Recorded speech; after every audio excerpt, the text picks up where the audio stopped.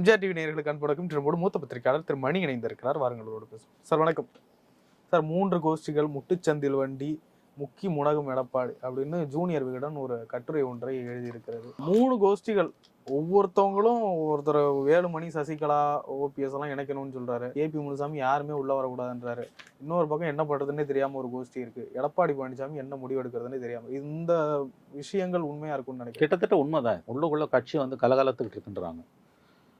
ஏன்னா மிகப்பெரிய ஒரு நெருக்கடியில் அதிமுக இருக்குது. ஜெயலலிதா மரணத்துடன் அதிமுகவுக்கு முடிவுரை எழுதப்பட்டு விட்டது என்று ஒரு வலுவான கருத்து விவரம் அறிந்த சில அரசியல் விஞ்ஞானிகள்னு சொல்லலாம், பொலிட்டிக்கல் சயின்டிஸ்ட்ஸ், அரசியல் பார்வையாளர்கள்னு தமிழில் ரொம்ப சுருக்கமாக சொல்லலாம், அவர்கள் மத்தியில் 2016 நிலவி வருது. கிட்டத்தட்ட அது உண்மைன்ற லெவலை நோக்கி போதும்னு தான் நான் அஞ்சுகிறேன். ஏன்னா ஒரு வலுவான அதிமுக தமிழகத்திற்கு மிகவும் அவசியம். ஏன்னா அதிமுகன்னு சொல்லும்போது அந்த கோர் ஓட் பேங்க் அது ஆன்டி டிஎம்கே ஒருபோதும் திமுகவுக்கு போகாது. மேபி 1 or 2% போகலாம். 95% அது போகவே போகாது. அது ஒன்று பிஜேபிக்கு போகும், இல்லை நாம் தமிழர் விஜய் மாதிரி போகும், இல்லை துண்டு துண்டாக உடையிற அதிமுகவுக்கு போகும். ஒருபோதும் திமுகவுக்கு போகாது. அந்த core anti DMK vote bank தான் ஏடிஎம்கேவோட அடித்தளம். இன்றைக்கி இந்த தலைவர்கள் அவங்களுக்குள்ள சண்டை போட்டுக்கிட்டு இருக்கும்போது அதிமுகவுக்கு முடிவுரை எழுதப்படுதுன்னா தலைவர்களுடைய அரசியல் வாழ்க்கைக்கு முடிவுரை எழுதப்படுகிறதுன்னு தான் நீங்கள் புரிஞ்சுக்கணும் மொழிய. அந்த வாக்கு வங்கி அப்படியே திமுக பக்கம் ஷிஃப்ட் ஆகிடுச்சுன்னு நீங்கள் புரிஞ்சுக்கக்கூடாது. ஆகவே வலுவான அதிமுக தமிழகத்தில் இல்லாமல் போவதற்கு வாய்ப்புகள் இன்றைக்கு அதிகமாக போயிட்டுருக்கு. நடந்து முடிஞ்ச நாடாளுமன்ற தேர்தலில் நாட்கள் செல்ல செல்ல ஒரு 3 மாதம் முடிஞ்சிடுச்சு. இன்றைக்கி பின்னோக்கி பார்க்கும்போது அது ஒரு சாதாரண தோல்வி என்று கடந்து போக முடியல. மிகப்பெரிய தோல்வி அது. 7 இடங்களில் அவங்க டெபாசிட்டை இழந்திருக்காங்க இல்லையா? 12 இடங்களுக்கு மேலே 3ஆவது இடத்துக்கு தள்ளப்பட்டிருக்காங்க. நீங்கள் 40 சீட்டும் தோத்தா கூட ஜெயலலிதா இருக்கும்போதெல்லாம் 2ஆவது இடத்துல இருந்தாங்க எல்லாத்துலேயும். இந்த தடவை 12 இடத்த பிஜேபி கூட்டணிக்கு விட்டு கொடுத்துருக்காங்க. செகண்ட் இடத்துல 4ஆவது இடம் 7 இடத்துல டெபாசிட் போயிருக்குன்னா ரொம்ப பெரிய அவலம் அது. அப்போ தேர்தல் முடிவுகளுக்கு பிறகும் தலைமைக்கு இது குறித்த புத்தி வரலன்னா அதிமுகவை யாராலையும் காப்பாற்ற முடியாது. இப்போ இந்த ஜூனியர் விகடன் ஸ்டோரி உண்மைன்னு தான் நான் நம்புகிறேன். எனக்கும் அந்த மாதிரி தான் தகவல்கள் வருது. என்னோட சோர்ஸஸ்லேருந்தும் ஜூவியில் சொல்லியிருக்க மாதிரி தான் தகவல்கள் வருது. 3 ப்ராடாக 3 கேட்டகரி உள்ளே இருக்குது. எடப்பாடி தலைமையில் ஒரு கூட்டணி, முன்சாமி சைட்லேருந்து எங்கேயும் போகக்கூடாது. அது கிட்டத்தட்ட எடப்பாடியோட அந்த லைன். அது 2 எடப்பாடியும் முனுசாமி அது ஒரே லைன். பிரிஞ்சவங்க தான் அவங்கள உள்ளே சேர்த்தக்கூடாது, பிஜேபியோட போகக்கூடாது. 2வது வேலுமணி, தங்கமணி, இவங்கெல்லாம் சசிகலாவை சேர்த்துக்கணும், பிஜேபியோடையும் போகலாம், தப்பு இல்லைன்றாங்க அவங்க. 3வது 2 பக்கமும் இல்லாமல் இருக்கக்கூடிய கோஷ்டிங்க இருக்குன்றாங்க. அந்த மாதிரி சில பேர் இருக்காங்க. அவங்க யாருன்னு தெரியல, பட் இருக்காங்க. அப்படியும் ஒரு கருத்து இருக்குது. பட் இந்த 2 பேரில் யாராவது ஒரு கை ஓங்குச்சுன்னா அவங்க அந்த பக்கம் நகர்ந்துருவாங்க. அதனால் ப்ராடாக நீங்கள் 2 கேட்டகரின்னு பிரிச்சுக்கலாம். அப்படி பார்க்கும் பொழுது இன்னைக்கு தொடர்ந்து தோல்விகள் வரதால் எடப்பாடியோட தலைமை என்பது கடுமையான கேள்விக்குறிக்கு உள்ளாக இருக்குது. 19 24 வாஷ் அவுட், 21 66 சீட்டு ஜெயிச்சாலும் ஆட்சி போச்சு. லோக்கல் பாடியில் வாடி எப்படி கட்சி நடத்துறது நீங்கள்? இதில் நான் பிரிஞ்சு போகிறவங்கள சேர்க்க மாட்டேன்னு அவர் சொல்கிறாரு. அது சரியாக கூட இருக்கலாம். ஏன்னா உள்ளே வந்தாங்கன்னா மறுபடியும் பிஜேபியோட சேர சொல்லி ப்ரெஷர் பண்ணுவாங்கன்னு.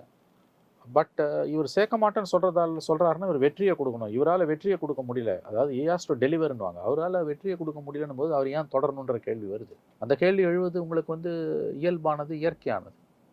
ஆகவே அதிமுக ஜெயலலிதா மரணத்துக்கு பிறகு அதிமுக அஸ்தமிக்கும் என்கின்ற கருத்து இன்றைக்கு நடக்கக்கூடிய சம்பவங்களை வைத்து பார்க்கும்பொழுது கிட்டத்தட்ட 8 ஆண்டுகளுக்கு முன்பு சொல்லப்பட்ட அந்த ஆர்வம் உருவான அந்த கருத்தோட்டம் உண்மையாகி விடுமோ என்று தான் நான் அஞ்சுகிறேன். ஏன்னா இன்னைக்கு இருக்கக்கூடிய நிலைமையில இப்படியே போச்சுன்னா 26 அதிமுக படுதோல்வியை சந்திப்பது உறுதி.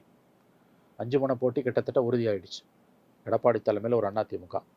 நல்லா ஞாபகம் வச்சுக்கோங்க.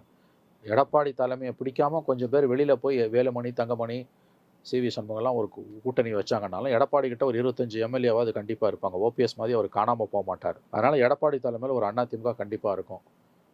ஒரு கோஷ்டி பிரிஞ்சு போகுது அல்லது பிரிஞ்சு போகல, எப்படி இருந்தாலும் இதை ஒரு அணின்னு வச்சுப்போம் எடப்பாடியை. 2வது பிஜேபி தலைமையிலான ஒரு அணி. ஒருவேளை அதிமுக ஃபர்தராக உடஞ்சி வேலுமணி, தங்கமணி, வீரமணி, ஜெயக்குமார், சசிகலாலாம் சேர்ந்து பிஜேபியோட போவாங்க கண்டிப்பாக. அப்போ அதுக்கு எப்படி இருந்தாலும் அது போனாலும் போவாட்டியும் அது 2வது அணி பிஜேபி. 3வது அணி யார்? சீமான் இல்லையா? 4வது அணி விஜய். உங்களுக்கு 5வது அணி திமுக கூட்டணி.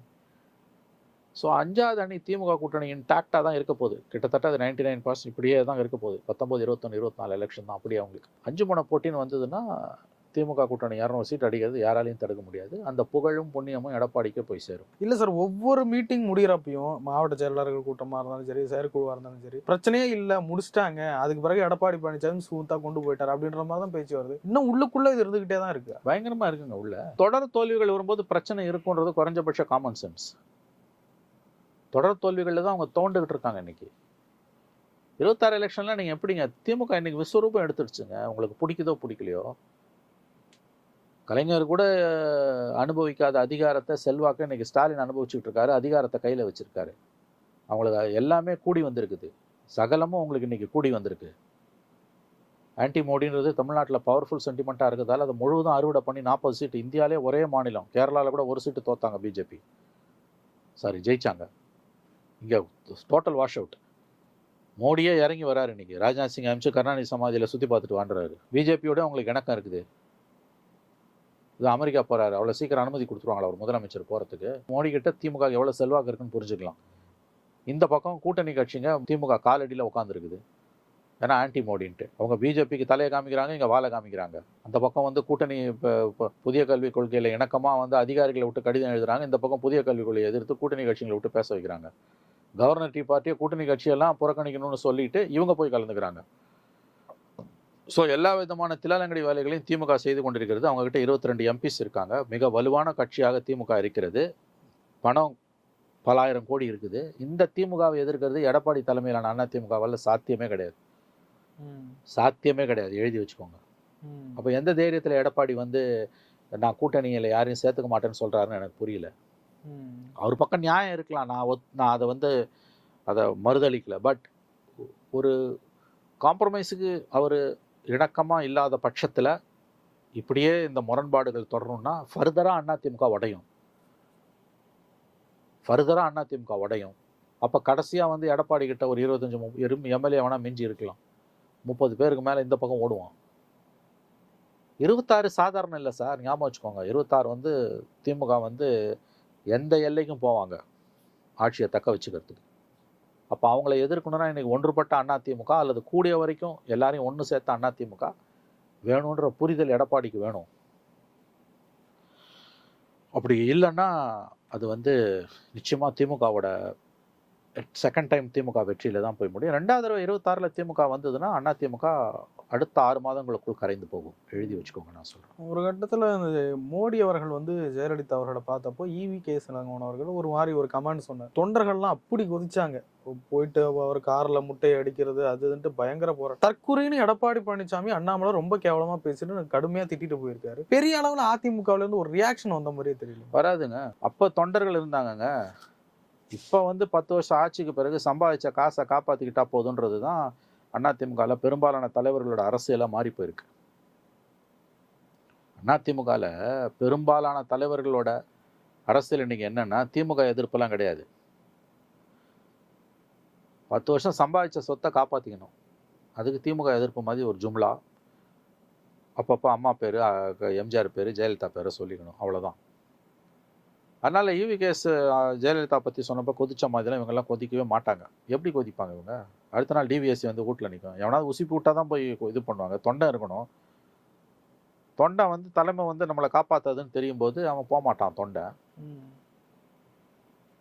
அதனால் இது எப்படின்னு கேட்டிங்கன்னா, இது வந்து 10 ஆண்டு ஆண்ட ஆட்சி, கடைசி 4.5 வருஷம் எடப்பாடி பீரியடில் நடந்த அலங்கோலங்கள் எல்லாம் வந்து இப்போ அவங்கவுங்க மந்திரிங்க, அவங்கவுங்க முன்னாள் எம்எல்ஏக்கள்லாம் வந்து வளமானவர்களாக இன்று மாறி இருக்கிறார்கள். 10 வருஷம் ஆட்சியில் இருந்தால் எவ்வளோ தூரம் சம்பாதிச்சிருப்பாங்கன்னு தெரியும். திமுக ரொம்ப அழகாக DVSCயை யூஸ் பண்ணோம். அதனால் இவங்களால் எதிர்த்தெல்லாம் திமுகவை எதிர்த்து கிடுகிடுங்க நாங்கள் நடுங்க வைக்கிற போராட்டங்களெல்லாம் நடத்தவே முடியாது இவங்களால். ஞாபகம் வச்சுக்கோங்க. நீ திமுகவை எதிர்த்து போராட்டம் நடத்தலைன்னா அதிமுக தொண்டன் தொய் உடஞ்சிருவான். 2வது நீ வந்து இலக்கறியாமல் 2ஆ 3ஆ உடஞ்சி இப்போ போகிற போக்க பார்த்தா 26 எலெக்ஷனில் அதிமுக இன்னும் ஒரு தடவை உடையும். கண்டிப்பாக வேலுமணி, தங்கமணி இந்த டீம் வந்து கண்டிப்பாக அவங்க ஒரு எம்எல்ஏக்களை கண்டிப்பாக ஒரு 30 எம்எல்ஏவாவது அவங்க எடுப்பாங்கன்றாங்க. அவங்க அந்த பக்கம் போவாங்க. எடப்பாடி கிட்ட அவர்கிட்ட ஒரு 25 30 எம்எல்ஏ மிஞ்சி நிற்பான். ஸோ இது இன்னொரு பிளவு. ஏற்கனவே OPS போனப்போ சின்ன அளவில் ஒரு பிளவு, பிளவு, அடுத்து இன்னொரு பிளவு. அப்போ எவ்வளோ 3 அதிமுக நிற்கும். தினகரனோடு சேர்த்து அது தனி கட்சி ஆரம்பிச்சிட்டார். 3 அதிமுக களத்தில் நிற்குதுன்னா யாருக்கு அட்வான்டேஜ்? யாருக்கு சொல்லுங்க, யாருக்கு அட்வான்டேஜ்? திமுக தான் அட்வான்டேஜ். அது அவங்க கூட்டணி பிரமாதமா இருக்குது. எங்க அழைத்து போகிறார் எடப்பாடி? எடப்பாடி பழனிசாமி என்ன செய்ய முடியும்னு நினைக்கிறீங்க? இப்போ ஒன்றிணைஞ்சா நல்லதுன்னு சொல்றீங்க. ஒன்றிணைஞ்சாதான் இன்னொரு கோஷ்டி இருக்க ஒன்றிணைய கூடாதுன்ட்டு. ஒன்றை பகச்சிக்கிட்டா இன்னொன்று பக்கத்துலயும் அடி இருக்குல்லங்க சார். அதை தாங்க சரி பண்ணணும். அதுக்கு தானே நீங்கள் தலைவராக இருக்கீங்க. அது வந்து கடினமான பணின்றதை நான் ஒப்புக்கொள்கிறேன்.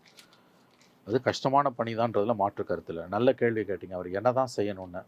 அது கடினமான பணின்றதை நான் ஒப்புக்கொள்கிறேன். ஆனால் அவர் அமைதியாக மட்டுமே எதுவுமே செய்யாமல் இருந்துட முடியாது இல்லை. நான் வந்து என்ன நடந்தாலும் காம்ப்ரமைஸுக்கு பேசுறதுக்கு வரமாட்டேன். உட்கட்சி பிரச்சனையை பற்றி கூட்டத்தில் பேசாதீங்கன்னா பிரச்சனையே அதுதானுங்க. அப்போ பிரச்சனையை பேசாமல் எப்படி கூட்டத்தை கூட்டுறீங்க? கூட்டத்தை கூட்டுறது எதுக்குங்க? பிரச்சனையை தீர்க்கறதுக்கு தானே கூட்டத்தை கூட்டுறீங்க. அது ஒன்றும் சடங்கு கிடையாது. பண்டிகை மாதிரி பொங்கல், தீபாவளி, விநாயகர் சதுர்த்தி மாதிரி வந்துட்டு போகிற பண்டிகை கிடையாது. பிரச்சனைகளை தீர்க்கறதுக்கு தான் கட்சி கூட்டங்களை நடத்துறீங்க. அங்கே பிரச்சனையே பேசக்கூடாதுன்னா. ஆனால் இவங்க பிரச்சனை என்னன்னு கேட்டிங்கன்னா, நல்லா ஞாபகம் வச்சுக்கோங்க, எடப்பாடியை எதிர்க்கக்கூடிய வேலுமணி, தங்கமணி, சி.வி. சண்முகம் இந்த கோஷ்டியோட பிரச்சனை என்னன்னு கேட்டிங்கன்னா, இவங்களால எடப்பாடியை தங்கள் கருத்துக்கு இசைவாக இணங்கி தங்கள் பக்கம் வழிக்கு கொண்டு வரவும் முடியவில்லை.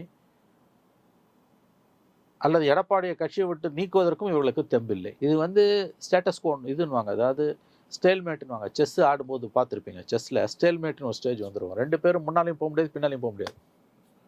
எல்லாம் 2 பேரும் அவங்கவுங்க பொசிஷனில் நிற்பாங்க. முட்டுக்கட்டைன்னுவாங்கல்ல, அதுதான். இந்த உள்ளேருந்து இந்த ப்ரெஷர் குரூப்பாக இருக்காங்கல்ல, வேலுமணி, தங்கமணி, சி.வி. சண்முகம், இந்த ப்ரெஷர் குரூப்பெல்லாம் வந்து விஜயபாஸ்கர் இவங்கெல்லாம் வந்து ஒரு கட்டத்துக்கு மேலே நகர்ந்து போய் எடப்பாடியை தங்கள் வழிக்கு கொண்டு வரவும் முடியவில்லை. எடப்பாடியை அதிமுகலேருந்து தூக்கி வெளியில் போடவும் முடியவில்லை. ஏன்னா எப்படி பார்த்தீங்கன்னாலும் கன்சர்வேட்டிவ் எஸ்டிமேட்டில் பார்த்தா கூட எடப்பாடி கிட்ட ஒரு 25 எம்எல்ஏ இருப்பான். நான் சொல்கிறது மினிமம். அப்போ உங்ககிட்ட 30 எம்எல்ஏ இருக்கான், 40 எம்எல்ஏ இருக்கான்னா கிட்டத்தட்ட உடையுது கட்சி. அப்போ அவர் ஒரு விஷயத்தில் தெளிவாக இருக்கார் எடப்பாடி. கட்சியே உடஞ்சாலும் பரவாயில்ல, நான் இந்த பிரிஞ்சவங்களே சேர்த்துக்க மாட்டேன்றார். அதிகபட்சம் 25 எம்எல்ஏ என் கூட நிற்பான், கட்சி உடையும், ஆட்சி வராமல் போகுது, நான் எதிர்கட்சி தலைவராக உட்காந்துட்டு போகிறேன்னு. 25 எம்எல்ஏ இருந்தால் எதிர்கட்சி தலைவராக வர முடியுமா? மினிமம் நான் சொல்கிறேன். நான் 25 எம்எல்ஏன்றது வந்து அடுத்த எலெக்ஷனில் நான் சொல்கிறேன். அப்போதான் சார், அப்போ கட்சி உடையும் சார். கட்சி உடையும்பா. இப்போ கட்சி உடஞ்சி நான் எதிர்கட்சி வரிசையில் உட்காந்துட்டு போகிறேன்றார் அவர். அவர் இப்போ போகிற பார்த்தீங்கன்னா எதிர்கட்சி தலைவராக பதவி இல்லாட்டி கூட பரவாயில்லன்ற லெவலுக்கு வந்துட்டார். இப்போ அதுக்கு 64 எம்எல்ஏ இருக்காங்கல்ல அவர்கிட்ட. இவங்க ஒரு 30 பேர் உடைப்பாங்கன்றாங்க. இல்லை, இவ்வளோ பெரிய தியாகத்தை செஞ்சுட்டு என்ன சாதிக்க போகிறாரு? நல்ல கேள்வி இது. நான் இருக்கணும், நான் இல்லைன்னா ஸ்டாலினே இருந்துட்டு போட்டோம். நான் ஒரு ஜெயலலிதான்னு நினச்சிட்டு இருக்காரு அவர். நான் இருக்கணும், சசிகலாவையோ ஓபிஎஸ்ஸையோ இல்லை மற்ற யாரையோ அந்த பிளேஸ்க்கு வர விட மாட்டேன். இந்த போராட்டத்தில் கட்சி 2ஆக உடஞ்சி ஓட்டு சதுரி ஸ்டாலினே இன்னொரு டம் வராருன்னா வரட்டும். இப்படிப்பட்ட ஒரு நல்ல எண்ணத்தில் தான் அவர் இருக்கார். இவங்க எல்லாருமே வந்து இன்னைக்கு பிரிஞ்சவங்கள ஒன்று சேர்க்கணுன்றாங்கப்பா, இன்க்ளூடிங் சசிகலா. அவர் ஒத்துக்க மாட்டேன்றாரு. அவரோட பாயிண்ட்டு கரெக்டு, தப்பு நான் போக வரும்ல மார்ஷல். ஆனால் இதுதான் பெரும்பாலான கருத்துன்னா நீங்கள் என்ன பண்ணுவீங்க? இதுதான் பெரும்பாலானவர்கள் கருத்துன்னா நீங்கள் என்ன பண்ணுவீங்க? ஏற்றுக்கொண்டு தான் ஆகணும். டிடிவி தனியாக போயிட்டார். அவர் இந்த பழைய மாதிரி பிரிஞ்சவங்களை ஒன்று சேர்க்கணுன்ற கோஷம்லாம் போடுறது. அவர் இப்படி சொல்ல ஆரம்பிச்சார், அம்மா கட்சி இருக்கு, அது 2026க்கு பிறகு. யாரு? டிடிவி தினகரன் சொல்றாரு. ஏடிஎம்கே இருக்காதுன்றாரு அவர். ஆமா, நல்லா கவனிங்க. ஏடிஎம்கே இருக்காதுன்னு பேசக்கூடிய எல்லாருமே ஒரு பெரிய தப்பு பண்றாங்க. என்னன்னா, ஏடிஎம்கே இருக்காதுன்னு சொல்றது மூலமா நீங்க தலைவர்கள் தோத்து போயிடுவாங்க, அரசியல் களத்திலேருந்து அகன்று போயிடுவாங்கன்னு சொல்றீங்க. அது உண்மை. அந்த வாக்குகள் எங்கே போகும்? நம்ம ஏடிஎம்கேவோட எதிர்காலத்தை பற்றி பேசும்போது நம்ம எல்லாருமே திரும்ப திரும்ப திரும்ப பண்ணுற பெரிய தப்பு, OPS, EPS, Velumani, Thangamani, Munusamy, KP Munusamy, ஜெயக்குமார்னு பேசுகிறோம். அப்படி பேசாதீங்க. ஏடிஎம்கே ஓட் பேங்க் என்ன ஆக போகுது? அது யாருக்கிட்ட போகும்? அது காணாமல் போயிடாது. புரியுதா நான் சொல்கிறது? கொஞ்சம் தான் திமுகவுக்கு போகும், மித்ததெல்லாம் செதறும். ஹாட் கோர் ஆன்டி டிஎம்கே தான் ஏடிஎம்கே ஓட் பேங்க்கோட பேசிஸு. அப்போ ஏடிஎம்கே பலவீனம் அடையுதுன்னா அந்த ஓட் பேங்க்கு எவாபரேட் ஆகிடாது, அது எங்கேயாவது போய் ஒட்டும். அது எங்கே போகும்? இதை தான் நம்ம பேசணும். எங்கே போகும்? கொஞ்சம் கொஞ்சம் மினிமம் திமுகவுக்கு போகலாம். நான் சொல்கிறது ஹாட்கோர் இருந்தாலும் அதில் ஒரு 10% வரைக்கும் கூட திமுக போகலாம். 90% போகாது. அது எங்கே போகும்? பிஜேபிக்கு போகும், நாம் தமிழருக்கு போவோம், விஜய்க்கு போவோம். செதறும். நோட்டாவில் போய் முடியும்.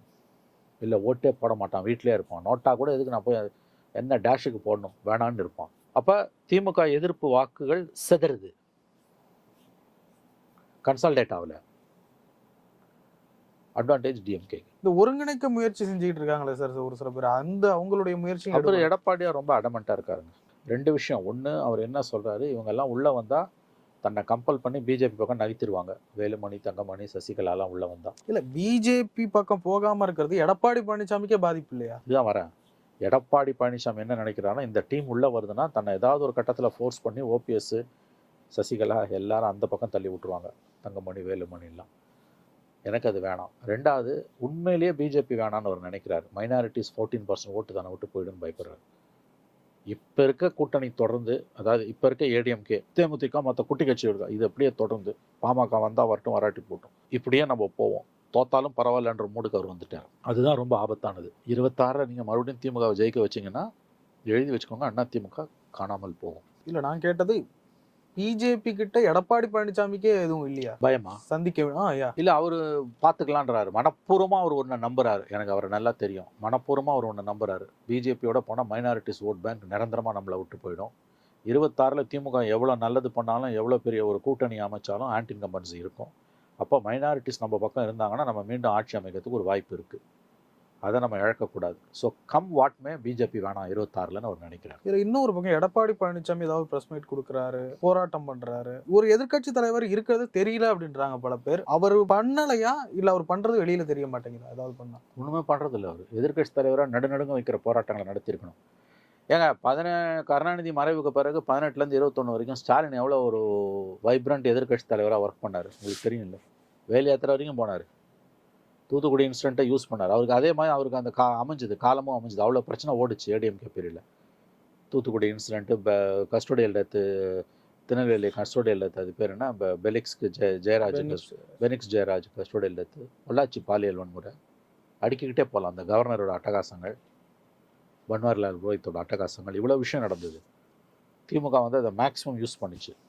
ஒரு வலுவான எதிர்க்கட்சி தலைவராக ஸ்டாலின் இருந்தார். இன்றைக்கி வலுவான எதிர்க்கட்சி தலைவராக எடப்பாடி இல்லை. என்ன போராட்டங்கள் அவர் பண்ணியிருக்காரு சொல்லுங்களேன்.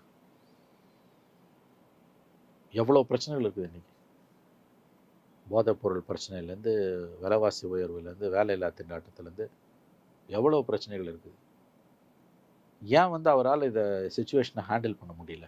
அதனால் அதிமுக, ஆங்கிலத்தில் சொல்லுவாங்க அதிமுக அட் த கிராஸ் ரோட்ஸ்னுவாங்க. ஒரு திருப்பு முனையில் அதிமுக நின்று கொண்டிருக்கிறது. மிக பலவீனமான நிலையில் இருக்கிறது. ஒவ்வொரு முறையும் பவர் இல்லாதப்ப பலவீனமாக தான் அதிமுக இருந்திருக்கு. ஆனால் அப்போ ஜெயலலிதா மாதிரி பெரிய லீடர் இருந்தாங்க, அவங்க காப்பாற்றி கரையேற்றினாங்க. இந்த முறை அந்த மாதிரி பெரிய லீடர்ஸ் இல்லை. அதனால் அதிமுக தன்னுடைய சர்வைவலுக்காக போராடுதுன்னு கூட நான் சொல்லுவேன். ஆங்கிலத்தில் சொல்கிறேன்னா, it's fighting for it's battling for it's life. ADMK is battling for it's life. அப்படி தான் எனக்கு தோணுது. இந்த உள்ளே நடக்கிற பிரச்சனை சாதாரண பிரச்சனை கிடையாது. நிறைய விஷயங்களை பயன்படுத்தி ரொம்ப நன்றி. நன்றி.